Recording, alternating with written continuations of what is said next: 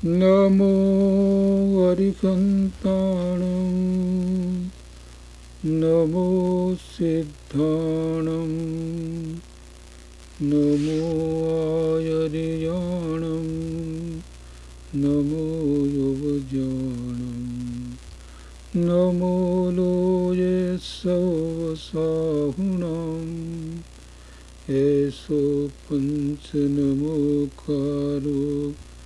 सर्वपावपणासनो मङ्गलाणं च सौवेसि परमहवै मङ्गलम् अज्ञानतिमिरान्धाना ज्ञानाञ्जनशलाकया नेत्रयोन्मिलितं येन तस्मै श्रीगुरुवे नमः। महादिव्यकुक्षिरत्नं शब्दजितवरयात्मजं श्रीराजचन्द्रहं वन्दे तत्त्वलोचनदायकं प्रभुतत्त्वलोचनदायकम्। આ સમય સાર 4 ગાથા પૂરી થઈ. આજે આપણે 5મી ગાથાનું વિવેચન કરવાનું છે. તો આચાર્ય ભગવાન કહે છે કે દર્શાવું એક વિભક્ત એ આત્મા તણા નિજ વિભવથી દર્શાવું તો કરજો પ્રમાણ ન દોષ ગ્રહ સ્ખલનાદિ. એટલે કે ચોથી ગાથામાં વાત કરી ને કે અનંત કાળથી સુત પ્રતિષ્ઠિત અનુભૂત સર્વને કામ ભોગ બંધનની કથા તો શું કોઈને શીખવાડવા જેવી નથી, પણ પરથી જુદા એકત્વની આ બધાએ પરથી જે પોતાનું સ્વરૂપ જુદું છે એની ઉપલબ્ધિ સુલભ નથી. તો એ ઉપલબ્ધિ કેમ થાય હું તમને બતાવું છું, મારા નિજ વૈભવથી બતાવું છું. તો તમે પણ અનુભવ દ્વારા પ્રમાણ કરશો. માત્ર યાદ રાખીને હું કહું છું યાદ રાખીને નહીં એ વાત કરે છે. એકત્વ વિભક્ત આત્માને જે સ્વરૂપથી એકત્વ છે કે જે સ્વરૂપથી એકરૂપ છે અને પરથી જુદું છે. કેમ કે આપણે ત્યાં જૈન દર્શનમાં 2 તત્વ કયા, આત્મતત્વ અને અનાત્મ તત્વ, જીવ તત્વ અને અજીવ તત્વ. તો અજીવથી જુદું અને જીવથી સંયુક્ત, તે માટે એને એકત્વ વિભક્ત શબ્દ વાપર્યો છે. પોતાના સ્વરૂપથી એકરૂપ, પરથી ભિન્ન. તો કે એકત્વ વિભક્ત આત્માને હું આત્માના નિજ વૈભવ વડે દેખાડું છું. જો હું આ દેખાડું તો તમે પ્રમાણ કરજો, અને કોઈ ઠેકાણે હું ચૂકી જાઉં, ક્યાંક મારી ભૂલ થઈ જાય તો એ દોષને તમે ગ્રહણ ન કરશો. દોષને ગ્રહણ ન કરતો. કદાચ તું મોટો પંડિત હો ને કોઈ ઠેકાણે ગ્રામેટિકલ કોઈક મિસ્ટેક એક શબ્દ અહીં વપરાણો ને આ એવું કાંઈક હોય, એવી નાની નાની વાત પ્રત્યે તો રોકાતો નહીં. કેમ કે અમારો આશય તો અમે જે અનુભવું છું એવું તમે અનુભવો એટલો જ છે. અમે અમારા જે કંઈ કહીએ છીએ એ અમારા નિજ વૈભવથી, આત્મ અનુભવથી અમે કહીએ છીએ. અમે અમારો વૈભવ પ્રગટ કર્યો છે. અંતરમાં અનંત વૈભવ ભરેલો છે. આત્માના વૈભવની કોઈ પાર નથી. જેટલા ઊંડા ઉતરીએ તો વૈભવ, જેમ કે મોટો રાજા હોય, ચક્રવર્તી રાજા હોય, પછી એની જે વિભૂતિ હોય ને એની જો દાટી રાખી હોય તો તમે ખોદા જ કરો, ખાણમાંથી જેમ ખોદા જ કરો નીકળ્યા જ કરે, નીકળ્યા જ કરે, નીકળે. એમ આત્મા જે છે એ અનંત રત્નની ખાણ છે, અનંત ગુણની ખાણ છે. તો જેમ જેમ જેમ જેમ ઊંડા ઉતરો તેમ તેમ તેમાંથી વિભૂતિ નીકળે. તો કે અમે અમારા નિજ વૈભવથી આ વાત કરી. આ કોકની સાંભળેલી વાત એ ભગવાને કીધી ને મેં સાંભળીને મેં કીધી ને તને કહું છું એવી વાત નથી. હું મારા નિજ વૈભવથી આવું અનુભવી કરીને કહું છું. આ તો દિગંબર સંત હતા, મહામુનિ આચાર્ય કુંકુનદેવ, મહાલબ્ધિધારી સંત. જમીન ઉપર તો ચાલતા નહીં, એના પગ જમીનને અડતા નહીં, એક ઠેકાણે બીજે ઠેકાણે જાય તેમની લબ્ધિ હતી. તો અહિંસક છે ને, અહિંસક વૃત્તિ એટલી બધી થઈ જાય તો એનો પગ જમીને ન અડે, એટલે જમીન અડે તો વિરાજ ન થાય. તો એટલા લબ્ધિધારી સંત હતા એ જાય તો આમ જેમ ભગવાન તીર્થંકરનો જ્યારે વિહાર થાય તો જેમ આપણે એમ પગલાં માંડીએ છીએ ભગવાન પગલાં ના માંડે. તો ભગવાન જમીન ઉપર પગ તીર્થંકર દેવનો હોય નહીં, એના બે પગ આમ સાથે દે. તો એ વાત આ મહાલબ્ધિધારી સંત કહે છે કે અમે અમારા અનુભવથી કહીએ છીએ. પ્રચુર સહસંવેદન એમને હતું. છઠ્ઠે સાતમે ગુણસ્થાને સ્થિત મુનિને પ્રચુર સંવેદન, પોતાના આત્મામાં જ પડેલા. કેમ કે સુખની ખાણ છે ને, ત્યાંથી એને નીકળવાનું ગમે નહીં. ખાવા પીવાનું કાંઈ નહીં, એમને ખાવા પીવાની પડી હોતી જ નથી. આ રોજ ખાઈ લઉં ટાઈમ છે એવું કાંઈ નહીં. તો મહિના દીનો અપવાસ થઈ જાય, 2 મહિના અપવાસ થઈ જાય, એવું કંઈ ઈચ્છા કરીને અપવાસ કરે એવું ન હોય. આ જે સંતો છે, જે છઠ્ઠે સાતમે ગુણસ્થાને સ્થિત જે આત્મામાં લીન છે મુનિઓ, એને 2 દિવસે ખાઈ લે, ન ખાય તો મહિના દાડો સુધી ન ખાય. ભગવાન મહાવીર 12.5 વર્ષમાં 365 દિવસ જ ખાધેલું. એટલે કે આમ ઈચ્છા કરીને આજ મારે અપવાસ છે એમ ન. કોઈ વખતે અભિગ્રહ કરે કે આજ મારે નથી ખાવું, મેં 15 દાડા નથી ખાવું, એવું ન કરે એમ નહીં. પણ મોટો ભાગ તો એમને સહજ ઈચ્છા જ ન થાય. હું આનંદમાં હોઉં તો એમાંથી નીકળવાનું મને ગમે જ નહીં, બહાર આવવું જ ન ગમે. બહાર આવવું ગમે ને એટલે પછી ખાવું પીવું બધું ત્યાં જ રહે, ન ખાય. મહિનામાં 6 મહિનાના અપવાસ થઈ જાય. મુનિઓને એક ધારા 6 મહિનાના અપવાસ થઈ જાય. હઠપૂર્વકના કોઈ 6 મહિનાના અપવાસ મુનિઓને હોતા ને. મુનિઓના અંતરમાં કોઈ હઠ હોતી નથી કે આટલા દિવસ હવે ન જ ખાવું, આમ જ કરું નહીં. એમને એમ લાગે કે મારું શરીર જરા શિથિલ થયું છે તો આહાર લઈ લે, 2 દિવસમાં લઈ લે. દિવસમાં તો એક જ વખત, મુનિ તો દિવસમાં એક જ વખત આહાર કરે ને એક જ વખત પાણી પીએ, બસ પીધું બસ ખલાસ. પછી 24 કલાક પછી એ વડ પણ સૂઝતું એના પ્રમાણે મળે તો જ, નહીં તો ન કરે. મહિનાઓ સુધી ન કરે. પણ તેમને કાંઈ નહીં, કેમ કે પોતાના આનંદમાં છે, એને દુઃખ છે જ નહીં. આહાર ન મળે દુઃખ નથી, કેમ કે ભૂખનું દુઃખ નથી, અનંત આનંદ આગળ. એવું અલ્પ ભૂખનું જે દુઃખ છે એથી અલ્પ. ભગવાન ઋષભદેવનું શું થયેલું? જાય આહારને માટે, ન મળે તો તરત વૃત્તિને પાછી વાળી લે ને પોતાના ધ્યાનમાં. વૃત્તિને પાછી ત્યાં ધ્યાનમાં 12 મહિના નીકળી ગયા. કાંઈ એને વિક્ષેપ ન હોય, એના અંતરની શાંતિમાં જરાય વિક્ષેપ ન પડે.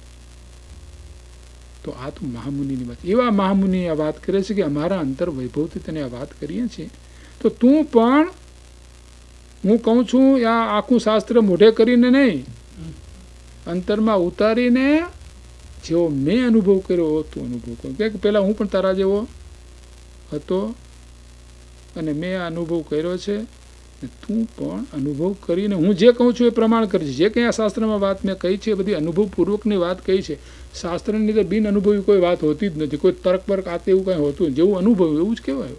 તો એ વાત અહીં કરી. તો હવે આચાર્ય દેવની ટીકા કરે છે આચાર્ય અમૃતચંદ્ર આચાર્ય. આ તો એમને મૂળ શ્લોક લખો. મૂળ શ્લોકમાં આપણને સામાન્ય અલ્પબુદ્ધિના જીવો એને ખબર ન પડે. તો અલ્પબુદ્ધિના જીવો માટે આવી મોટી ટીકાઓની રચના કરેલી, મોટી ટીકાઓ આપણે ત્યાં છે. દેવાગમ સ્તોત્ર છે. હવે સ્તોત્ર તો કેટલું 200-300 હવાસો ગાથાનું એવું કંઈક સ્તોત્ર છે. એની ઉપર 70,000 શ્લોક પ્રમાણ ટીકા છે. ગંધસ્થી ટીકા છે, 70,000 શ્લોક પ્રમાણ ટીકા. તો આ એમના અંતરના ભાવ છે કાઢવાને માટે આચાર્ય અમૃતચંદ્ર આચાર્યએ આ ટીકા રચી છે. એ શ્લોક ઉપર આ ટીકા એમને પોતે કરી છે. આપણે ટીકા વાંચી. આચાર્ય કહે છે, એટલે આચાર્ય કુનકુન ભગવાન કહે છે કે જે કંઈ મારા આત્માનો નિજ વૈભવ છે તે સર્વથી હું આ એકત્વ વિગત આત્માને દર્શાવીશ એવો મેં નિર્ણય કર્યો છે. કેવો છે મારા આત્માનો નિજ વૈભવ? પોતાનો નિજ વૈભવ. આ તો પહેલાં ત્યાં તો વાત કરી નિજ વૈભવ. હવે નિજ વૈભવ કેવો એ આ ટીકાકાર સમજાવે છે આપણને. ત્યાં તો વાત કરી કે તમારા નિજ વૈભવથી કેવો છે નિજ વૈભવ? કે આ લોકમાં પ્રગટ સમસ્ત વસ્તુઓનો પ્રકાશ કરનાર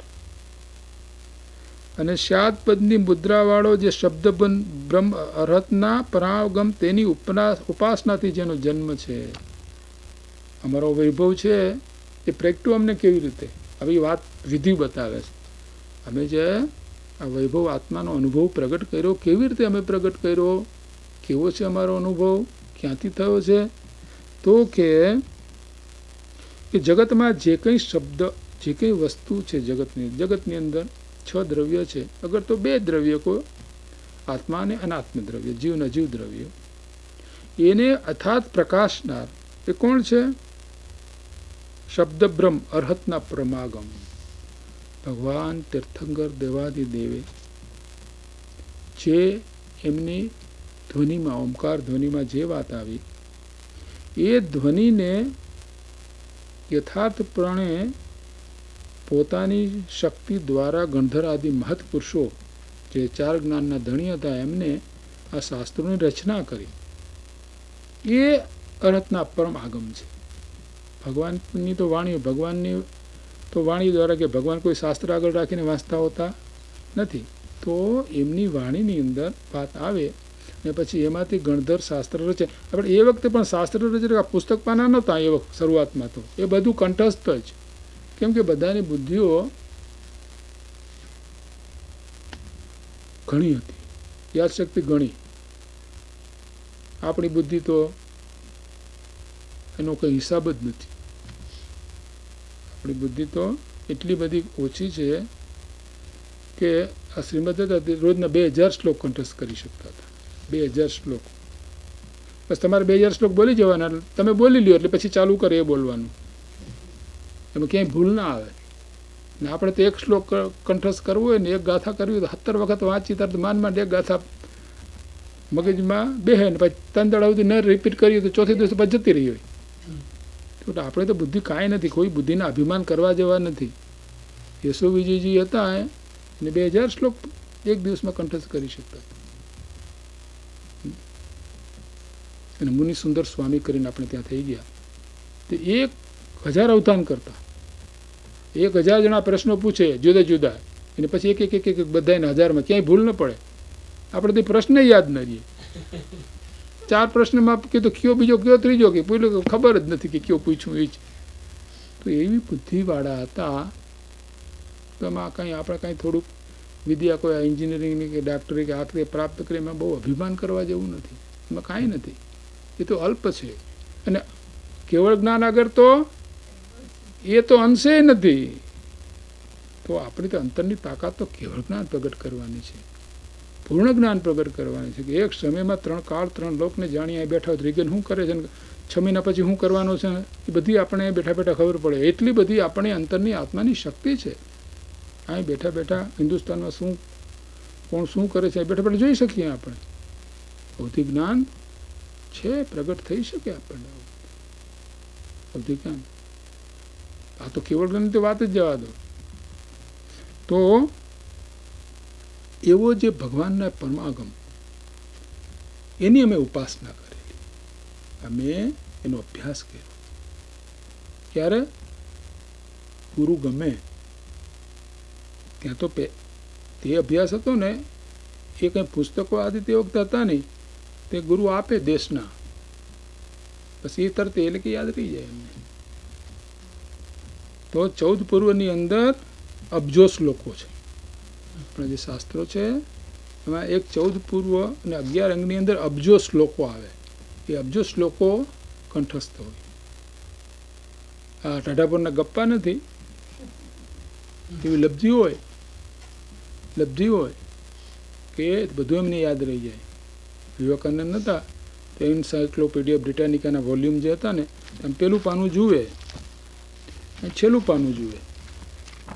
પછી એના હોસ્ટ હતા, પૂછ્યું કે શું, કે મેં વાંચી લીધું. તો કે પેલા એને આશ્ચર્ય થાય ને, તો કે 125 પાના શું છે, તે કડકડાટ બોલી ગયા. એક પાનું પહેલું જુએ, એક પાનું છેલ્લું જુએ, અને બધા પાનાનું જ્ઞાન થઈ જાય. આ ગપ્પા નથી, આ તો હમણાં વિવેકાનંદ તો હમણાં થયા. તો એવી લબ્ધિધારી આ સંતો હોય છે. એની બુદ્ધિની આપણે કલ્પના નહીં કરી શકીએ. આપણે તો બુદ્ધિ કાંઈ નથી. પરમદાડે શું ખાધું કયો? કાંઈ યાદ નથી. પરમદાડે શું ખાધું છે યાદ? શું ખાધું પરમદાડે? બોલ લતા, બોલ શું ખાધું તું પરમદાડે? સાચી સાચું કે પરમદાડે સવારે તે શું ખાધું તું? કે નહીં યાદ હોય, મને ખબર છે. હે શું ખાધું તું? ના, નહીં યાદ રહે. ખાધું એ આપણે યાદ રહે 4 દિવસ પહેલાનું. હા, એટલે આપણી તો એટલી બુદ્ધિ છે, અતિ વધારે બુદ્ધિ નથી ને આપણે અભિમાન બુદ્ધિનું કરીએ એ બધું વ્યર્થ છે. કેમ કે આપણી તો તાકાત કેટલી છે, અનંત. અનંતને જાણે, એક સમયમાં અનંતને જાણે એવી તાકાત, એક સમયમાં અનંતને જાણે એવી તાકાત. તો એમ કે છે કે પરમાગમનું અમે ઉપાસના કરી, એટલે કે સદગુરુ નિશ્રાએ અમે પરમાગમ યથાર્થ જેમ છે તેમ સમજે. અને એ પરમાગમ કેવા છે કે સ્યાદ પદથી મુદ્રાવાળા આ જૈન દર્શનનો ટ્રેડમાર્ક છે. સ્યાદવાદ એ જૈન દર્શનનો ટ્રેડમાર્ક છે. સમજવું તો સ્યાદવાદ સમજે એ જૈન દર્શન સમજે, બીજો કોઈ સમજે નહીં. કે અપેક્ષાપૂર્વકના જ બધા કથનો હોય. એટલે જીન પ્રવચન સમજવું પોતાની મેળે એ શક્ય નથી. પુસ્તક વાંચી લઈએ અને સમજી જઈએ ન બને. કોઈ વિદ્યામાં નથી બનતું. કંઈ ડાક્ટર લાઈનના પુસ્તકો મળે બધા લઈને તમે ડાક્ટર થઈ જાઓ, બને એમ છે? તો તમે ટ્રેનિંગ લેવી જ પડે. ડાક્ટર પાસે જઈને ટ્રેનિંગ લેવી પડે ત્યારે થાય. કાંઈ સમજાય નહીં તો પછી બધા કોઈ નિશાળા કોલેજમાં જાત નહીં, પુસ્તકો વાંચીને એન્જિનિયરો થઈ જાત ને ડાક્ટરો બધી વિદ્યાઓ થઈ જાય, પણ એવું છે નહીં. એ તો બધા આપણે સહાયક સાધનો છે. ભૂલી જઈએ અને સમજાય એવું ભૂલી જઈએ તો આપણે યાદ આવે એટલા પૂરતા. તો અહીંયા તો ભગવાનના પરમાગમની વાત છે. તો કેટલા અબજો શ્લોકો હોય એની, અને એ સ્યાદપદ મુદ્રિત હોય એટલે સામાન્ય જીવને સમજવું થોડુંક જૈન દર્શન મુશ્કેલ છે. કેમ કે એક ઠેકાણે કહ્યું કે આત્મા કરતા હોય છે, એક ઠેકાણે કહ્યું કે આત્મા અકર્તા છે, એક ઠેકાણે કહ્યું આત્મા ભોગતા છે, એક ઠેકાણે એમ કહ્યું કે આત્મા અભોગતા છે. એમ એક ઠેકાણે બીજી વાત કરી હોય, એક ઠેકાણે અપેક્ષાપૂર્વકના બધા કથનો કર્યા હોવાથી સમજવું જરા થોડું મુશ્કેલ થાય. એટલે કહ્યું ને, જીન પ્રવચન દુર્ગમ્યતા થાકે અતિમતિમાન અવલંબન શ્રી સદગુરુ સુગમ અને સુખખાન. એટલે જે અનુભવી છે એવા જે સદગુરુ એ જ આવા, કેમ કે અનુભવની વાત છે તો અનુભવી સમજાવી શકે. કેમ કે કલ્પના આમાં કામ આવે એવી નથી. કોઈ કલ્પનાથી આત્માના સ્વરૂપનો ખ્યાલ આવી શકે એમ કે કલ્પનાતીત વસ્તુ છે. એટલે એ પરમાગામની ઉપાસના કરેલી સદગુરુ નિશ્રાએ અમે પરમાગમની ઉપાસના કરી. આ અમારો વૈભવ કેમ પ્રગટ્યો એ બતાવે છે. તો ક્યાં કહ્યું કે જે અહીં તો અરહત કીધું ને, અરહત એટલે સર્વજ્ઞ, જેના જ્ઞાનમાં કંઈ બાકી રહે નહીં, સર્વને જાણનાર. તો અનંત પદાર્થો જગતમાં છે, સંખ્યાએ જીવ અનંત છે ને, પરમાણુ અનંત છે. તો અનંતને જાણી શકીએ એવી જે જ્ઞાનની તાકાત એને સર્વજ્ઞ કહેવાય. સર્વજ્ઞ શબ્દ જે છે કે એને બધું જાણે. શું બાકી રહે તો કે બધું જાણે. ભૂતકાળનું કે ભૂતકાળનું જાણે, ભવિષ્યકાળનું કે ભવિષ્યકાળ. ભૂતકાળનું જાણવું તો છે જ ને, ભવિષ્યકાળનું ભૂતકાળનું બધું જાણે. હા, તો સર્વજ્ઞ, એ સર્વજ્ઞ અહીંયા સાક્ષી આપે છે કે આ સર્વજ્ઞથી અમારા પરમાગમો થયેલા છે. જૈન દર્શનના અમારી પરંપરા સર્વજ્ઞથી ચાલી આવે છે. એટલે એની અંદર કાંઈ કોઈ અસત્ય વાત આવતી નથી. અને એ પરંપરા અમારા આત્મજ્ઞાની જે સંતો, મુનિઓ, ગણધરો એ દ્વારા અમારી પરંપરા, અને ગણધર ત્યાર પછી અમારી પરંપરા આચાર્યો દ્વારા ચાલી આવી છે. તો ગુરુગમ દ્વારા આ બધી વસ્તુ ચાલી આવી છે. ને એ બધાએ પોતપોતાનો અનુભવ કરીને કે તો એ જ વાત કહે છે આચાર્ય કુંકુન દેવ કે અમે અનુભવ અમારા વૈભવથી તને આ વાત કરીએ છીએ. તો એ વૈભવ અમને પ્રગટ કેમ થયો? તો એ વાત કરી. પરમાગમને શબ્દ બ્રહ્મ કયા તેનું કારણ. અરહતના પરમગમમાં સામાન્ય ધર્મો, વચન ગોચર સર્વ ધર્મોના નામ આવે, અને વચનથી અગોચર જે કોઈ વિશેષ ધર્મો છે તેમનું અનુમાન કરવામાં આવે છે. એ રીતે તે સર્વ વસ્તુઓના પ્રકાશક છે, માટે સર્વવ્યાપી કહેવામાં આવે છે. અને તેથી તેમને શબ્દબ્રહ્મ કહે છે. શબ્દબ્રહ્મ એટલા માટે કે અમુક વસ્તુ એવી છે કે શબ્દમાં આવી શકે જ નહીં, અવ્યક્ત છે, તમે શબ્દમાં ના આવી શકે. અમુક વાતો એવી છે અનુભવનું વર્ણન, પણ અનુભવ શબ્દમાં થોડો આવી શકે. અનુભવ એ અનુભવ. સાકરનું ગમે એટલું વર્ણન કે ભાઈ સાકર મીઠી મીઠી આ તે, પણ એ અનુભવે ત્યારે સાકરની મીઠાશની ખબર પડે, નહીતર બીજી મીઠાશ અને સાકરની મીઠાશની અંદર એને ભૂલ થાય. કેળું મીઠું લાગે, કેરી મીઠી લાગે. હા, તો મીઠી તો કેટલી બધી વસ્તુ હોય, પણ આ સાકરની મીઠાશ છે એ ખબર ક્યારે? ચાખે તો ખબર પડે, અનુભવે તો જ ખબર પડે, નહીં તો ખબર ન પડે.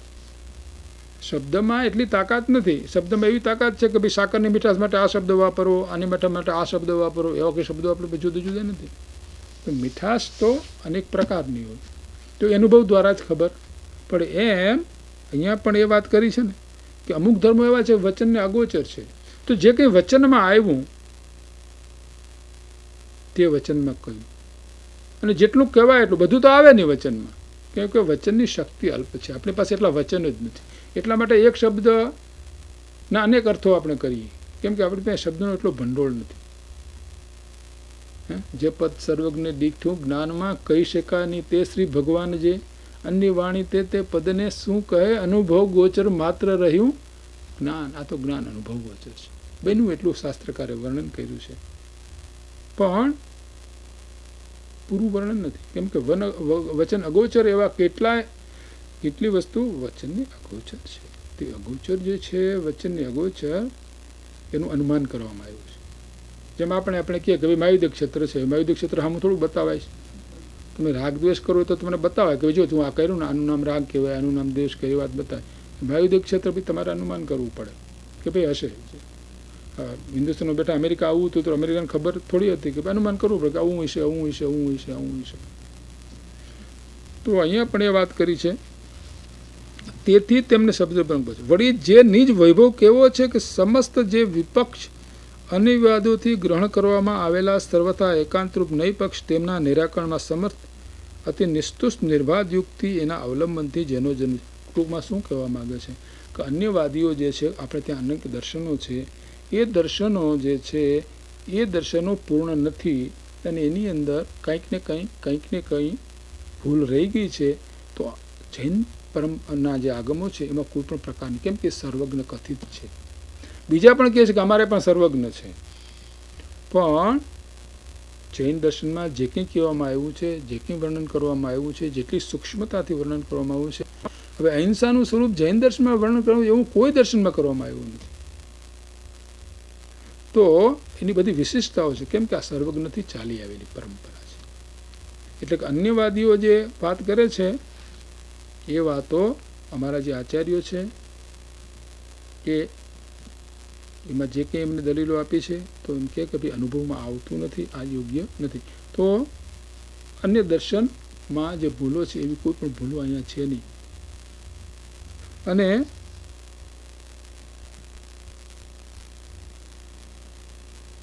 કેમ અન્ય દર્શનવાળા એકાંત પક્ષને ગ્રહણ કરે છે, બાકીના બધા દર્શનો છે એકાંતવાદી છે. એક જૈન દર્શન અનેકાંતવાદી છે. તો એકાંતવાદી જે દર્શનો છે એ સાચા નથી. કેમ કે કાં તો આત્માને નિત્ય જ કહીએ, તો આત્માને નિત્ય કે એવા 5 દર્શન આપણે ત્યાં છે કે જે આત્માને નિત્ય જ કહીએ. દર્શન તો એમ તો ઘણી છે, મુખ્ય ભારતમાં અત્યારના વિદ્યમાન 5 દર્શન બધા કે આત્મા નિત્ય જ છે. બહુ આત્માને અનિત્ય કહે છે, ત્યારે જૈન દર્શન આત્માને નિત્ય અનિત્ય કહે છે. તો એ બધા એકાંતવાદ કહેવાય, કેમ કે આત્માને એક રૂપ જ માને. હવે એક રૂપ માને તો આ કોઈ વાતો બેસતી નથી. તો જૈન દર્શન આત્માને નિત્ય પણ માને છે અને અનિત્ય પણ માને છે. નિત્ય એટલે મૂળ રૂપથી નિત્ય છે, અને દરેક સમયે એની પર્યાયો નવી નવી થયા કરે છે. જો બંધ મોક્ષ નહીતર જો અનિત્યતા નહીં હોય તો બંધ મોક્ષ ઠરશે કેવી રીતે? બંધમાંથી મુક્તિ થવાની છે ને, તો એ તો નવી વસ્તુ બની. તો આત્મા કુટસ્થ નિત્ય હોય તો આ કોઈ વસ્તુ બની શકે નહીં. બંધ મોક્ષ આ તે એ બધી વ્યવસ્થા થઈ શકે નહીં યથાર્થ. તો આપણે ધર્મ કરવાનો શા માટે? જો આત્મા નિત્ય છે ને એક જ રૂપ જ છે, એવો ને એવો છે, પછી ત્યાં એમને લેવું પડે કે ભાઈ એ માયાથી આવૃત છે એટલે આ જગતની બધી ઉત્પત્તિ થાય છે, એવું બીજું એમને લેવું પડે જ. પણ આત્મા નિત્ય છે નહીં. નિત્ય હોય તો બંધ મોક્ષની અવસ્થા થતી નથી. આત્મા પોતે બંધાયેલો છે, પોતે દુઃખી છે, દુઃખીમાંથી સુખી થાય તો અવસ્થા બદલાઈ ગઈ ને. સુખી તો એક ને એક આત્મા થાય છે. એ જ આત્મા દુઃખી હતો એ સુખી થયો, અગર તો સુખી હતો એ દુઃખી થયો. અગર તો સાચું સુખ પ્રાપ્ત કરો પછી કોઈ દુઃખ પ્રાપ્તિ હોતી નથી. તો બંધમાંથી મુક્ત થયો તો આત્મા જ મુક્ત થયો કે બીજું કોઈ મુક્ત થયું? એટલે માટે જે નિત્ય છે એમાં આ બધી ભૂલો આવે છે. હવે એનું આપણે બહુ વિશેષ વર્ણન નહીં કરી બીજા અન્ય દર્શનનું, પણ એ બધા એકાંતવાદી દર્શન છે. તો જૈન દર્શન છે અનેકાંતવાદી છે, એટલે કે વસ્તુ સ્વરૂપ જેમ છે તેમ અનેક ભેદથી ખીએ છે, અનેક ભેદથી અનેક દ્રષ્ટિથી આ વાતો જૈન દર્શનમાં છે. બીજે ક્યાંય આ વાત એટલે આ બધી નિત્ય અનિત્ય હોવાથી જ્યારે નિત્યના પડખાની વાત આવે પછી અનિત્યના પડખાની વાત તો કે હમણાં કે આ વાત કરી તમે ને હવે આ વાત કરો છો. પણ હવે અનિત્ય પડખાની વાત આવે તો એ પ્રમાણે કહેવામાં આવે, નિત્ય પડખાની વાત આવે તો એમ કહેવામાં આવે. એટલે એમાં ઠીક ઠેકાણે પરસ્પર વિરોધી વાતો જૈન દર્શન. પણ સ્યાદવાદથી એ વિરોધી વાતો છે નહીં. જેમ કે દાખલા તરીકે આપણે દરેક દાખલો આપીએ છીએ, એક જ માણસ હોય એ કાકો કહેવાય ને એ માણસ ભત્રીજો કહેવાય. એટલે પણ કાકોનો ભત્રીજો બે એક જ માણસ, બે એક જ માણસ કાકોનો ભત્રીજો છે. એના કાકાની અપેક્ષા એ ભત્રીજો છે ને એના ભત્રીજાની અપેક્ષા એ કાકો. હા, ખરું ને? અહીંયા બેઠેલા બધા બાપને દીકરો બે છે. એને બાપની અપેક્ષા એ દીકરો ને એના દીકરાની અપેક્ષા એ બાપ. તો એ વાત પરસ્પર વિરોધી છે ને અપેક્ષા મૂકો તો બરાબર છે, પણ બધાનો બાપ જો કહેવામાં આવે તો મુશ્કેલી. હા, બધાનો એટલે એક જ એકાંત થઈ ગયું ને? નહીં, પણ એનો બાપ એ બાપ ખરો, પણ એના દીકરાની અપેક્ષા એ બાપ અને એના બાપની અપેક્ષા એ દીકરો. તો વાત બરાબર છે કે એના દીકરાનો બાપ ને એના બાપનો બાપ, તો એ વાત બરાબર નથી. તો જૈન દર્શનની અંદર આ બધા અપેક્ષિત કથનો છે, એટલે જેમ છે તેમ કથનો, યથાર્થ કથનો છે.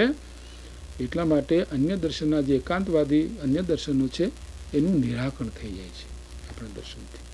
એટલે કે અમે બધા દર્શનનો ટૂંકમાં એમ કહેવા માંગીએ છીએ, અમે બધા દર્શનનો અભ્યાસ કરેલો છે અને અમે મધ્યસ્થતાથી આ અભ્યાસ કરીને અમારો અનુભવ કરીને અમે કહીએ છીએ કે બીજા દર્શનોમાં જે વાતો છે તે સત્ય, સંપૂર્ણ સત્ય નથી, એમાં અંશ સત્યનો છે, સંપૂર્ણ સત્ય વાતો નથી. એમ અહીં કહેવાય, એમાં એકાંત એની વાત કરી છે.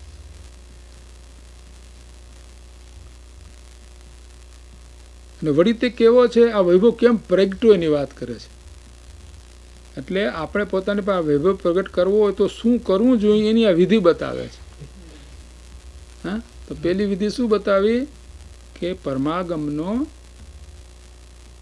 સદગુરુ નિષ્ઠાએ અભ્યાસ કરવો. પોતાની મેળે વાંચે તો આમાં કાંઈ ગમ પડે એવું છે નહીં, આ બધા શાસ્ત્રોમાં જલ્દી ગમ પડે એવું છે નહીં. અને બીજું શું કહ્યું કે બીજા દર્શનો છે, બીજા તમને થાય કે ભાઈ પેલું સારું કે આ સારું કે આ સારું ને અહીંયા બધા પૂછે, મને ઘણા પૂછ્યું કે એમાં શોર્ટકટ કયો કી? હા, શોર્ટકટ કયો? આપણે કોઈ કટ હોય એવડો હોય કે એમાં માર્ગમાં શોર્ટકટની વાત છે જ નહીં. એટલે એમ કે કોઈક દર્શન પછી શોર્ટકટ બતાવે એવા હોય ને પાછા, એનું પોતાનું પ્રોપેગેન્ડા શોર્ટકટનો કરે ને. લોકોને થાય કે આ શોર્ટકટ ઠીક છે કે ત્યાં જઈએ આમ જઈએ, ત્યારે એને માટે આ કહે છે કે અમે આ બધાય જગતના બધા દર્શનનો અભ્યાસ કરી અને અમારા અનુભવ દ્વારા અમે નિર્ણય કરીને બેઠા છીએ અને એ વાત અમે તમને કહીએ છીએ.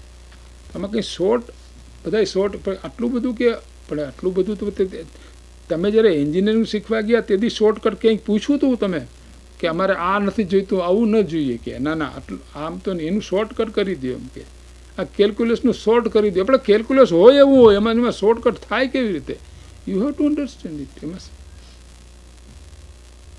જે કંઈ પ્રાથમિક બધી વાતો છે તો જેમ હોય તો એમાં શોર્ટકટ થાય કેવી રીતે બધું સમજવું જ પડે. જે કંઈ કોઈ પણ જે છે એમ સમજવું જ પડે. એમાં કંઈ તો આ શોર્ટકટ બતાવવાવાળા ઘણા હોય પાછા.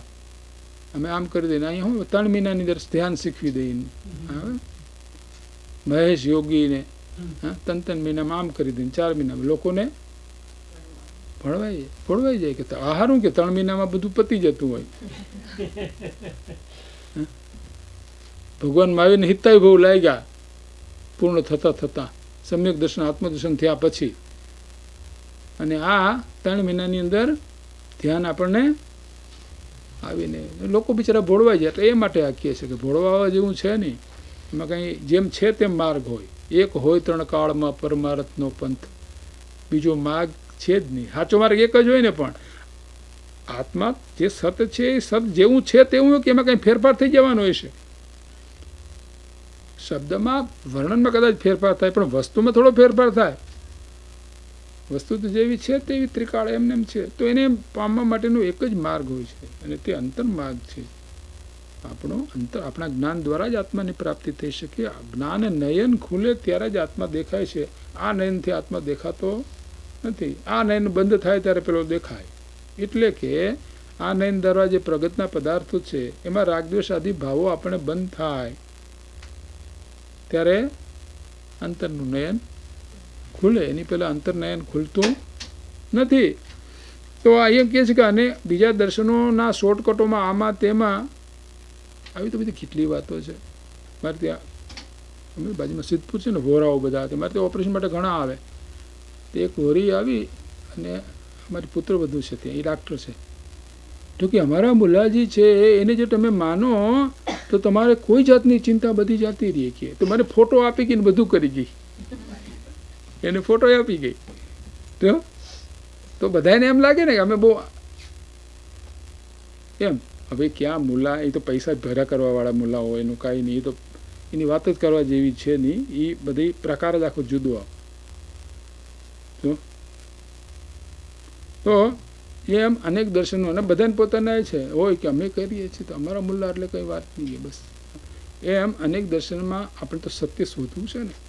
તો સત્ય તો નિરપેક્ષ બુદ્ધિથી, મધ્યસ્થ બુદ્ધિથી આપણે શોધવું પડે. હું જૈન છું માટે આ જૈન શાસ્ત્રો સાચે એ વાત જૂઠી છે. તો બધો સંપ્રદાય છે. સંપ્રદાયમાં ધર્મ હોય જ નહીં. કોઈ સંપ્રદાયમાં પછી જૈનની નામે ગમે એ સંપ્રદાય હોય, એ સંપ્રદાયમાં ધર્મ હોઈ શકે જ નહીં. ધર્મ તો જે છે તે સત છે. તો નિરપેક્ષ અતિ મધ્યસ્થતાથી એનો આપણે અભ્યાસ કરવો જોઈએ અને પછી નિર્ણય કરવો જોઈએ. તો એમ કહે છે કે અમે આ પ્રમાણે બહુ મધ્યસ્થતાથી બધા દર્શનનો અભ્યાસ કર્યો છે અને પછી અમે આ વૈભવ પ્રગટ કર્યો છે. અને હવે કેવી રીતે પાછું કહે છે કે નિર્મળ વિજ્ઞાન ઘન જે આત્મા, તેમાં અંતર્મગ્ન પરમ ગુરુ સર્વજ્ઞ અને પરમ અપર ગુરુ ગણધરાગથી માંડીને અમારા ગુરુ પર્યંત તેમનાથી પ્રસાદ રૂપે અપાયેલ છે. જો આ ગુરુ ગમાવ્યું કે અમે વૈભવ ક્યાંથી પ્રગટ કર્યો? કે અમારા ગુરુએ અમને પ્રસાદ રૂપે વૈભવ આપ્યો છે. એટલે કે અમારા ગુરુએ અમને માર્ગ બતાવ્યો છે. કેવા હતા ગુરુ?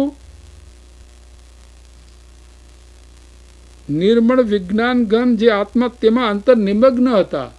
તે પોતાના સ્વરૂપમાં સ્થિત નિમગ્ન હતા. એવા ગુરુએ અમને આ સમજાયું છે. કાયાની વિસ્તારી માયા સ્વરૂપે સ્વમાયા એવા નિર્ગ્રંથનો પંથ ભવ અંતનો ઉપાય છે. એવા અમારા ગુરુ હતા. જેવા તેવા પાસેથી અમે સાંભળ્યું નથી. કોઈ કલ્પનાની વાત સાંભળી નથી.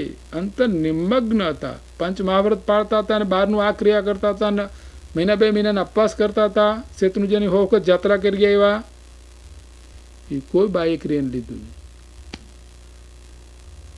કોઈ બાહ્ય ક્રિયા લીધી નહીં. અમારા ગુરુ કેવા હતા?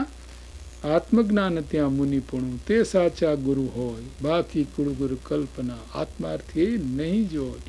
તો એ વાત અહીંયા કહે છે કે અમારા ગુરુ અંતર નિમગ્ન હતા. એટલે સતત અનુભવ કરી રહ્યા હતા. આત્માના સતત અનુભવમાં વર્તા હતા. આત્માના સતત આનંદની અંદર મગ્ન હતા. આત્મામાં હતા એટલે આનંદમાં નિમગ્ન હતા. વિતરાગ ભાવમાં નિમગ્ન હતા. આનંદ એટલે વિતરાગ, શાંત. આત્માનો આનંદ જે છે તો સમરૂપ શાંત અવસ્થા છે કે જે અવસ્થાને જગતનું કોઈ પરિબળ ક્ષોભ પમાડી શકે નહીં. જગતનું કોઈ પરિબળ એ શાંતિનો નાશ કરવામાં, જગતમાં એવું પરિબળ નથી કે જે આત્માની શાંતિનો નાશ કરી શકે. તો સંતોના તલવારથી કોઈ ડોકું ઉડાડી દો એની શાંતિનો હાથ કાપી, એની શાંતિમાં ક્યાં ફેર પડે? ભગવાન મહાવીરમાં જોયું ને, બધા મહાપુરુષોના જીવન ચરિત્ર જોઈએ, કેટલી બધી પરીક્ષાઓ એમને પડ્યા, પણ એમના શાંતિમાં કંઈ ભંગ નથી. કોઈ દાડો ભંગ થયો જ નથી. એ તો જેવા હતા એવા ને એવા શાંત અંતરંગ. કેમ કે અંતરંગ આ તો આત્માનું જેમ પેલો આ કહે છે ને, ઉછળતા પાણીના કૂવા હોય ને આપણે ત્યાં છે, ખબર છે? દરિયા કિનારો હોય એ અવસ્થા હોય ત્યાં જગ્યા વિરમગામની અંદર છે ને પછી શંખેશ્વરમાં છે ને, તો ત્યાં શું કે 200-300 ફીટ આપણે જવું જોઈએ. પછી પાણી આવ્યા જ કરે આર્ટિઝન વેલ્સ. તો એ પાણી પ્રવાહ બંધ જ ન થાય. પાણીનો પ્રવાહ બંધ થાય નહીં, એમાં કોઈ ઉપર મશીન બશીન કશું મૂકવું પડે નહીં, પાણી આવ્યા જ કરે. કેમ હતું? વર્ષો સુધી, 20-20 વર્ષ સુધી. એમ આત્માનું આ પાતાળ ફોડી નાખવા, પાતાળ ફૂટવું કહેવાય.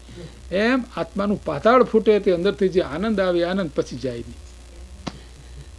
એમ પાતાળ ફૂટી જાય. તેમ કે છે નિમગ્ન હતા. તો એટલું અંદર આનંદ છે ત્યારે નિમગ્ન થઈ છે. ખાવા પીવાની પરવાની, રાજની પરવાની, કોઈની પરવાની, જંગલમાં એકાંતની અંદર, દિગંબર મુનિઓ એકાંતની અંદર જંગલમાં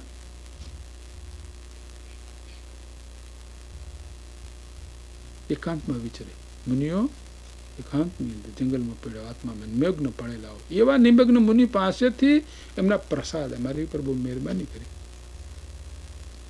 અમારી ઉપર કરુણા કરીને અમને આ સમજાયું. કરુણા અમારી પર, એના પ્રસાદ રૂપે આ અમારો વૈભવ પ્રાપ્ત થયો છે.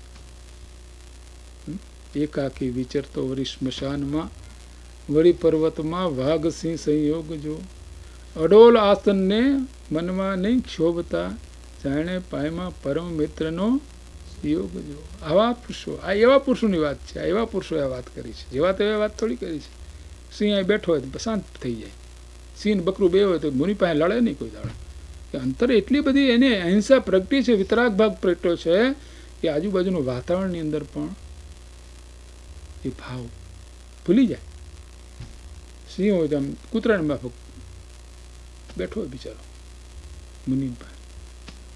આ અત્યારની વાત નથી. તો આપણે તો હમ્પીની અંદર મુનિ હતા, બાજુ રોજ વાઘ પાસે બેહતો.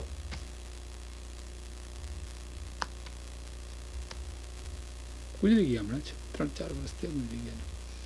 ગુફાની વાઘ બેસતો. અત્યારની આ તો અત્યારની વાત, પેલી તો આ તો આગળની હમણાંની વાત કરું છું. તો અંતર અહિંસા જ્યારે પ્રગટે છે તે વખતે બહાર પણ એવું વાતાવરણ હોય છે કે એકબીજા કોઈને મારે નહીં. ભગવાનના સમોસણની દરેક ઠેકાણે વાઘ બેઠો, બકરું પાસે બેઠો, બિલાડી નૂંદર પાસે બેઠો હોય, સાંભળતો હોય. હા, તો એકબીજા કોઈને કોઈ હિંસા કરે નહીં. કેમ કે ભગવાન પૂર્ણ વિતરાગ છે, પૂર્ણ અહિંસક. વિતરાગતા એટલે અહિંસા. પૂર્ણ વિતરાગતા થાય ત્યારે પૂર્ણ અહિંસા પ્રગટે છે. તો એવા અહિંસાના સાનિધ્યની અંદર બીજા જીવો પણ પોતાનો વેર ભૂલી જાય છે. તો એ વાત અહીં કરે છે કે આવા જે ગુરુ હતા, એકાકી વિચરતા, પોતાના આત્મામાં નિમગ્ન, ભગવાન નિમગ્ન હતા ને આત્માની અંદર. એવા ભગવાન મહાવીર નિમગ્ન. ખબર નથી કોણે કાનમાં ખેલા ઠોકા, પૂછ્યું નથી કોઈ દિવસ કે તે મેં હું ગુનો કર્યો તારો, તું મારા કાનમાં ખેલા થયો. એમને ખબર નથી કોને ઠોક્યા. આત્મામાં નિમગ્ન હતા. જ્યારે કાઢ્યો ત્યારે થોડીક દશા ઓછી હતી, બહુ પડાઈ. એ વખતે પણ આત્મામાં નિમગ્ન હતા. કોઈ પણ પરિસર, કોઈ પણ એમની ધ્યાનને કે એમના અંતર શાંતિને ક્ષોભ પમાડવાની કોઈ તાકાત છે જ નહીં. જગતના કોઈ પણ પરિબળમાં એવી તાકાત નથી. એવા અમારા જે ગુરુ હતા અંતર નિમગ્ન, એને અમને આ પ્રસાદ રૂપે આ વાત સમજાવી છે. એ વાત કરે છે. કેવા ગુરુ તો પછી ગુરુની પરંપરા બતાવી આમાં. અંતર પરમ ગુરુ સર્વજ્ઞ દેવ પહેલા, એ સર્વજ્ઞ પૂર્ણ નિમગ્ન. અને અપર ગુરુ ગણધરાદિકથી માંડીને થેર ગણધરથી લાઈનમાં કરી. અને અમારા ગુરુ પર્યંત આ બધા આત્મામાં નિમગ્ન હતા. સર્વજ્ઞ દેવ પૂર્ણ નિમગ્ન હતા અને અમારા ગુરુ પણ લગભગ પૂર્ણ નિમગ્ન. 6-7 ગુણસ્થાને કે સ્થિત લગભગ એક સંજન એક કસાય, અલ્પ કસાય જ બાકી હોય. એ તો થવા એવા નિમગ્ન. એને અમને પ્રસાદ રૂપ આપેલ, જે શુદ્ધાત્મ તત્વનો અનુગ્રહપૂર્વક ઉપદેશ આપ્યો. જેનો ઉપદેશ આપ્યો? શુદ્ધાત્મ તત્વનો ઉપદેશ આપ્યો અમને. કેમ કે શુદ્ધાત્માની પ્રાપ્તિ કરવી છે. હા, બાહ્ય આમ ક્રિયા કરજે, ભગવાનની આમ પૂજા કરજે, આમ કરજે, તેમ કરજે, એવી બધી બાહ્ય ક્રિયાકાંડો એ સંબંધીનો એમને જોક નહોતો. હું કોણ છું, ક્યાંથી થયો, શું સ્વરૂપ છે મારું ખરું, કોના સંબંધે વર્ગણા રાખું કે પરિહરું, એનો વિચાર વિવેક પૂરકું શાંત ચિત્તે જો કર્યા તો સર્વ આત્મિક જ્ઞાનના તત્વ તેને અનુભવ. તો એને આત્માનો ઉપદેશ અમને આપ્યો. તો આમ વિધિ કરજે ને આમ કરજે ને મુગટ આમ રાખજે ને આનું આમ કરજે ને ચંદન આમ કરજે ને આમ કરજે. તો વિધિ વિધાનો તો ઠેક ઠેકાણા બધા ફરક હોય. એમાં ઝઘડા, મોટા મોટા ઝઘડા. ભગવાન પેલો કે ભગવાનને ચક્ષુ હોય તો એમ પૂજા કરીને, પેલો કે ભગવાન ચક્ષુ ઉતારો ત્યારે પૂજા થાય ને પેલો આમ ને આમ. આ બધા ઝઘડા સંપ્રદાયો ને એમાં ક્યાંય સત છે જ નહીં. ભગવાન તો ભગવાન વિતરાગ છે. તો તારા ભગવાનને વિતરાગને તારે કે તારે મૂર્તિને પૂજ્યું છે કે ભગવાનને પૂજવા છે? લોકો મૂર્તિને પૂજે છે. ભગવાનને પૂજવું ભૂલી ગયા ને મૂર્તિને પૂજવા માંડી. એટલે તું મૂર્તિને પૂજવા આવ્યો છે કે ભગવાન? આ મૂર્તિ તો ભગવાનનું તને સ્મરણ કરાવે છે. તો તું ભગવાનને પૂજવા આવ્યો છે, લોકો મૂર્તિને પૂજા. કે અમારે પેલો કે અમારા ઉપર અંતરિક્ષમાં ચક્ષુ હોય ત્યારે શ્વેતાંબર પૂજા કરે છે, પેલા દિગંબર હોય તો ચક્ષુ કાઢી. આ જૈન દર્શનની દશા. આ અંતરાત્માની વાત બધી ભૂલાઈ ગઈ. એના ઝઘડા કોર્ટોમાં વર્ષો સુધી. તીજ ચોથના ઝઘડા, ચોથે પ્રતિક્રમણ, પેલો કે ત્રીજે કરવું, પેલો કે પાંચમે કરવું.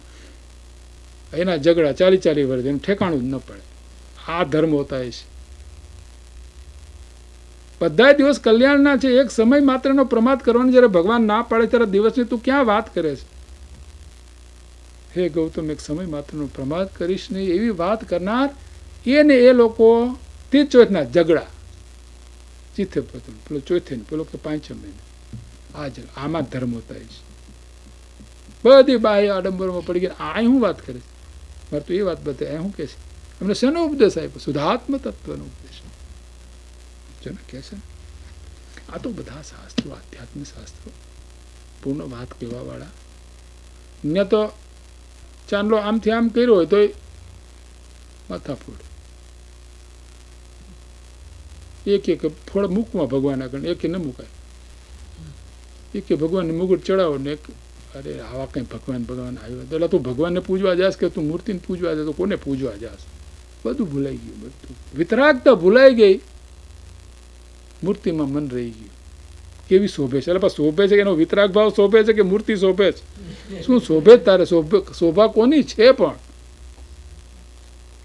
શોભા કોની છે? ભગવાનના દેહની શોભા છે કે ભગવાનની વિતરાગ ભાવની ને અનંત જ્ઞાન અનંત દર્શનની શોભા છે? શોભા કોની તારે જોવી છે? આજ આંગી બહુ એટલે આંગીની રચના જોવા ગયું કે ભગવાનને જોવું તારે? આ બધી મૂર્ખાઈ, ભાર વિનાની મૂર્ખાઈ. ધર્મ રહેવા દીધો નથી.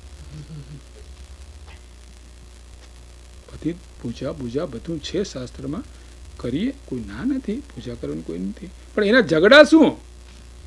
પેલો કે પંચામૃતથી. એ તમને આ બધી વિધિઓની ખબર નહીં હોય. પેલા અમારે ત્યાં ઈડરમાં છે કે પંચામૃતથી જ ભગવાનને, તે સવારથી પંચામૃત નાખ્યા કરતી, 11 વાગ્યાથી પંચામૃત ઢોળ્યા જ કરે એની ઉપર. અને બીજે ઠેકાણે તો કે ભાઈ ભગવાનને, પેલા કે ભગવાનને અડન, પેલા કે ભગવાન. આવા ને આવા ઝઘડાની અંદર આ ધર્મ, આમાં ક્યાં ધર્મ રહ્યો? આ શું કહે છે? અમને શુદ્ધાત્મ તત્વ અનુગ્રહપૂર્વક અમારી ઉપર કરુણા કરી અને શુદ્ધાત્મ તત્વનો અનુગ્રહપૂર્વક ઉપદેશ, તેનાથી આ જન્મ થયો છે. જાણવું છે શું? પામવું છે શું? આત્મા ભૂલાઈ ગયો, બાકી બધું રહી ગયું.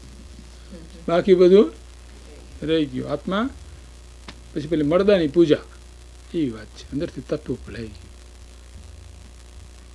બસ પેલો શ્વેતાંબર કે દિગંબર મિથ્યા દ્રષ્ટિ, દિગંબર કે શ્વેતાંબર સ્થાનકવાસી કે આ મૂર્તિ પૂજા ખોટા, ને પેલા તેરાપંથી કે તમે ખોટા. એટલે અંદર એકબીજા મિથ્યા દ્રષ્ટિ. પેલો કે એ બધા મિથ્યા દ્રષ્ટિ, બાકીના બધા સ્થાનકવાસી કે બાકીના બધા મિથ્યા દ્રષ્ટિ, અમે એક સમ્યક દ્રષ્ટિ. ને પેલા કે અમે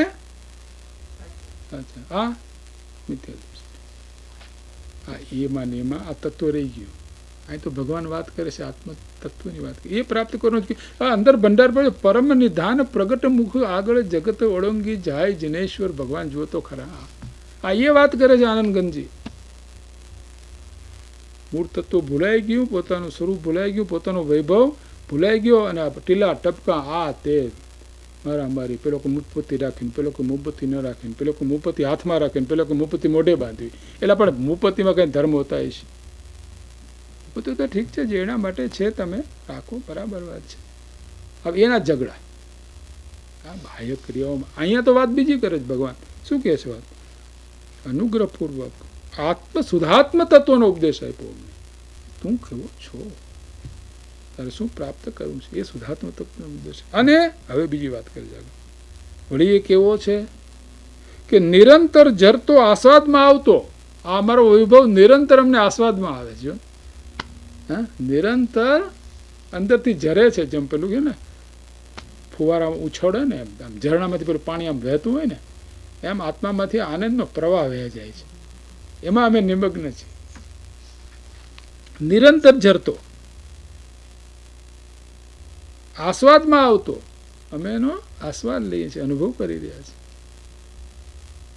સુંદર જે આનંદ, તેની છાપ વાળું જે પ્રચુર સંવેદન, તેનાથી જેનો જન્મ થયો છે. અમે આટલાને આત્માના આનંદ અનુભવીને વાત કરી. આ કોઈ આ બાય ક્રિયાની ક્યાંય વાત આવી? કોઈ વાત, મૂળ વાત આખી આમાં બધી મૂળ વાત જ આવે છે. બાહ્ય ક્રિયાદી છે, એનો કોઈ નિષેધ કરવા યોગ્ય નથી, પણ એને પકડી રાખવા યોગ્ય, કે એના માટે ઝઘડા કરવા યોગ્ય. ભગવાનને ભૂલીને પ્રતિમાના દર્શન કરવાના નથી, ભગવાનને યાદ કરવાના છે. પ્રતિમા તો ભગવાનને આપણે યાદ કરાવે છે કે ભગવાન આવા વિતરાગ હતા, આવા સ્થિર હતા. પ્રતિમાને જોઈને તો ભગવાનની સ્થિરતા આપણે યાદ આવી તો હા, ભગવાન કેવા સ્થિર હતા, અડોલ અડોલ આસન ભગવાનનું, સ્થિર. ભગવાનની મૂર્તિ તો આત્માનું સૂચક છે. આત્મા આવો છે, નિષ્ક્રિય, પૂર્ણ, શુદ્ધ, બુદ્ધ, આનંદ, ખંડ, એવું સ્વરૂપ છે. એ ભગવાનની મૂર્તિ તો એ સ્વરૂપ બતાવે છે. હવે એના આ ઝઘડા, પેલો કે ટીલું આમ, પેલો કે અમે અહીંયા અડવું જોઈએ, પેલો કે અહીંયા ચાંદલો કરવું, પેલો કે હવે એમાં ને એમાં, બાહ્યમાં ને બાહ્યમાં, બાહ્યમાં ને બાહ્યમાં જગત રોકાઈ ગયું, તત્વ આખું ભૂલાઈ ગયું. ભગવાનની મૂર્તિ તો આપણો આત્મા કેવો છે એ બતાવે છે. વિતરાગ, સ્થિર, અડોલ, એવું પૂર્ણ શુદ્ધ સ્વરૂપ છે. એને બતાવનાર, એની અવહેલના કરીને આ વાતો ચડી ગયા લોકો. એ વાત કહે છે કે અમને તો શુદ્ધાત્મ તત્વનો ઉપદેશ કર્યો. અને આસ્વાદમાં આવતો, અમે આસ્વાદ કરી. સુંદર, આનંદ, પ્રચુર, જેવો તેઓની પ્રચુર સંવેદન, મુનિઓને પ્રચુર સંવેદન. જ્ઞાની ચોથે ગુણસ્થાને કેવો હોય? એને સંવેદન હોય પણ અલ્પ, થોડું. ધારા નાની, પેલા ધારા પ્રચુર. તો મહિના 6 મહિનાને અપાસ થઈ જાય, કાંઈ ન મળે. અંદર ખેદ નહીં જરાય, તે મહિનાને અપાસ થઈ જાય, પોતાનામાંથી નીકળે નહીં. એ વાત અહીં કરી છે. અમે સંવેદન, પછી એને શું દુઃખ, અંતરનો એટલો આનંદ હોય કે આનંદમાંથી બહાર નીકળવા માંગતા નથી. તો એવા પ્રચુર સંવેદ, તેનાથી આ વૈભવ અમારો છે, એનો જન્મ થયો છે. એ વાત કરે છે. 4 કારણો બતાવી દીધા કે સદગુરુનો ઉપદેશ, અન્ય એકાંત દર્શનો, એનો નિષેધ, અને આ અમારા સદગુરુ દ્વારા અમે આ જે ભગવાનના પરાગમ, એનો અમે અભ્યાસ કર્યો, અને એના અભ્યાસ દ્વારા અમે જે વેદન કર્યું, એથી અમારો વૈભવ પ્રકરણ, એ વૈભવથી અમે તમને આત્મા બતાવીએ છીએ. પ્રમાણતા બતાવીએ કે અમે જેમ તેમ કલ્પના કરતા નથી. તે વાત નહીં કરે છે.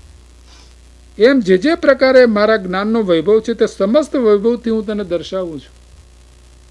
કંઈ બાકી રાખતા કરુણા છે ને. આ તો કરુણા જ ચિત્ત છે. મુનિઓને હું લઈ લઉં તમારી પાસેથી? આપણી પાસેથી મુનિઓને લઈ હું લેવું છે? કાંઈ નથી લેવું. પાણીનો પ્યાલો લેવો નથી. એને તો રાજના રાજ છોડી નીકળી ગયા. તીર્થંકર તો બધા રાજા હતા કે ભિખારીઓ હતા? કોઈ ભિખારી હતા? એને શું લેવું છે? પણ પોતે જે પ્રગટ કર્યું છે, આ જગત દુઃખી થઈ રહ્યું છે, કારાગર રૂપા જગતની અંદર દુઃખ સિવાય કંઈ છે નહીં. દુઃખ દુઃખ દુઃખ દુઃખ દુઃખ. એ દુઃખમાંથી જીવો છૂટે એટલા માટે અનુગ્રહપૂર્વક અમને આ વાત કરી છે કે અમે આ પ્રાપ્ત કર્યું છે, તમે પ્રાપ્ત કરો. માટે અનુગ્રહપૂર્વક, કરુણાપૂર્વક. તો આચાર્ય ભગવાનને કરુણા જાગી, તો આ શાસ્ત્રની રચના થઈ ગઈ. તો આ શાસ્ત્ર આચાર્ય પોતાના માટે રચ્યું છે. હા, ભવ્ય જીવોની માટે, આ ભવ્ય જીવો માટે રચના કરવામાં આવી છે. તો કહે છે પોતાના અનુભવ પ્રત્યક્ષથી પરીક્ષા કરી હવે તમે પ્રમાણ કરજો એમ વાત કરી. આ વાતો અમે તમને કહીએ છીએ, અમારા અનુભવની વાત છે. જે પ્રકારે મારા જ્ઞાનનો વૈભવ છે તે સમસ્ત વૈભવથી હું તમને દર્શાવું છું. કઈ વસ્તુ બાકી રાખતો નથી. સમસ્ત વૈભવથી હું દર્શાવું છું. અને જો હું દર્શાવું તો તમે પણ તમારા અનુભવ દ્વારા પ્રત્યક્ષ કરીને અમારું આ મેં કહ્યું છે સાચું એનું પ્રમાણ કરજો. અનુભવ દ્વારા યાદ રાખીને નહીં. પંડિત થવાની વાત નથી. પંડિત થવા માટે આ શાસ્ત્ર નથી. આ બધું પંડિતાઈનો વિષય નથી. કોઈને દેખાડવા માટેનો આ વિષય નથી. પંડિત થઈને બધું યાદ રાખવાનો આ વિષય નથી. પરંતુ આચાર્યદેવ પોતે કહે છે તે સમસ્ત જો દર્શાવું તો સૌમે પોતે જ પોતાના અનુભવ પ્રત્યક્ષથી પરીક્ષા કરીને પ્રમાણ કરવું. અને ક્યાંક અક્ષર માત્ર અલંકાર યુક્તિ આદિ પ્રકરણમાં ચૂકી જાઉં તો દોષ ગ્રહણ ન કરવો. કદાચ તું વ્યાકરણ આદિ વધારે જાણતો હોય, કોઈ અક્ષર માત્ર આદિ તને બધું હોય તો કોઈક ઠેકાણે મારી એવી કોઈક અનુભવમાં તો કોઈ ભૂલ ન થાય. એને ભાષામાં મુખની અંદર કોઈક એવો શબ્દ કે આખી એમાં કંઈક થાય તો એ દોષ તું ગ્રહણ ન કરતો. પણ અનુભવ પ્રત્યક્ષ તું પ્રમાણ કરજે. અમે તને અનુભવ કરવા માટે આ શાસ્ત્ર કહીએ. તો આ શાસ્ત્ર અનુભવ માટે છે. ભગવાને આ શાસ્ત્ર જે આચાર્યદેવે કહ્યું છે એ આપણે અનુભવ કરાવવા માટે કહ્યું છે. શાસ્ત્ર સમુદ્રના પ્રકરણ બહુ છે. શાસ્ત્ર સમુદ્ર છે. જેમ સમુદ્રનો પાર નથી એમ શાસ્ત્રનો પાર નથી. અને માટે અહીં સ્વસંવેદન અર્થને જ પ્રદાન કરવાનો છે. તેથી અર્થની પરીક્ષા કરવી અમારું ધ્યેય છે. આત્મા તત્વની અનુભવની પ્રાપ્તિ શ્રોતાઓ કરે એની માટે આ શાસ્ત્ર રચના કરી છે. તો તમે અનુભવથી પ્રમાણ કરજો. અને ક્યાંક શાસ્ત્રમાં આવી કોઈ નાની ભૂલો મારી હોય તો એ તમે દોષ ગ્રહણ કરશો નહીં. કેમ કે શાસ્ત્રનો સમુદ્રનો તો પાર નથી. આપણે તો એમ કહે છે કે હાથી ડૂબે એટલી સહાય, એનાથી જેટલું લખાય એટલે તેથી વધારે શાસ્ત્રો છે. એક આચારંગમાં કરોડો શ્લોકો, એક એવા અંગના એવા 14 પૂરું એક પૂર્વની અબજો શ્લોકો, એટલું શાસ્ત્ર. એટલા માટે કહે છે કે શાસ્ત્ર સમુદ્રના પ્રકરણ અનેક છે. તો અહીં તો અમે તમને સ્વસંવેદન અર્થને પ્રદાન, તેથી અર્થની પરીક્ષા કરજો. શું? અનુભવ દ્વારા. યાદ રાખીને નહીં. યાદ તો રાખવું જ પડે. અનુભવ કર્યા પહેલાં એમને કંઈ અનુભવ થતો નથી. યાદ રાખવું પડે, એનું ચિંતન કરવું પડે, શું કહેવા માગે છે એનો પરમાર્થ સમજવો પડે, અને એ પરમાર્થ સમજીને એને નિધિધ્યાસન કરવું પડે. એટલે કે એ રૂપ આપણે પરિણમન કરવું પડે કે વાત ભગવાને કહી છે, આ તો કોઈ તારા થતા નથી. તો પછી તે વાત સાંભળી તે દિવસથી ધીરે ધીરે એમાંથી આપણે આસક્તિ ઓછી થતી જવી જોઈએ. તો આપણે શાસ્ત્ર સાંભળ્યું પ્રમાણ કહેવાય. જે કંઈ શાસ્ત્ર કીધું એક દિવસમાં કંઈ બધું બની જવાનું છે જ નહીં. આ બધું યાદ રાખવું પડે, વારંવાર એનો વિચાર કરવો પડે, વારંવાર એનું ચિંતન કરવું પડે. અને ચિંતન દ્વારા, જેમ કે કોઈ પણ પાઠ આપણે ભણવા જઈએ તરશું એક વખતની અંદર આપણે થોડું બધું આવડી જાય. તો વારંવાર અનુભવ થાય. 10 વર્ષનો અનુભવ થઈ ગયો હોય તમને તમારી લાઈનનો, પછી બધું સહેલું થઈ જાય. પણ પહેલા દિવસે કેવું અઘરું લાગે. તો આ બધું એવું જ છે. અભ્યાસ આપણે કરવો પડે. તો આનો વારંવાર અભ્યાસ શાસ્ત્રનો કરવો પડે, વારંવાર સાંભળવું પડે. જેમ ખોરાક વિના આપણે ચાલે નહીં, એમ આના વિના પણ આપણે ન ચાલે. એવી વાતો આપણા અંતરમાં થઈ જવી જોઈએ. અને મુમુક્ષુનું લક્ષણ જ્યારે બતાવવામાં આવ્યું ત્યારે કહે છે કે જેને સંસાર કારાગર રૂપ લાગે અને એમ જ નિશ્ચયથી એના નિર્ણય થઈ જાય કે અહીંથી છૂટવું છે ને આ દુઃખરૂપ જ છે એવો નિર્ણય એના અંતરમાં થાય તો પછી આ તરફ વળે. પણ ન્યાય એને સુખરૂપ લાગતો તો ક્યાંથી વળે?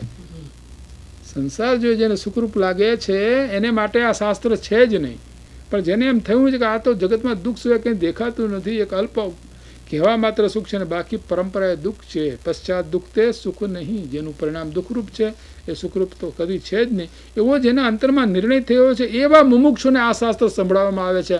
આ એવો સાંભળવા માટે ને આ ગયો અને પછી 15 દાડે બીજી વખત આવ્યો અને એને માટે આ શાસ્ત્ર નથી.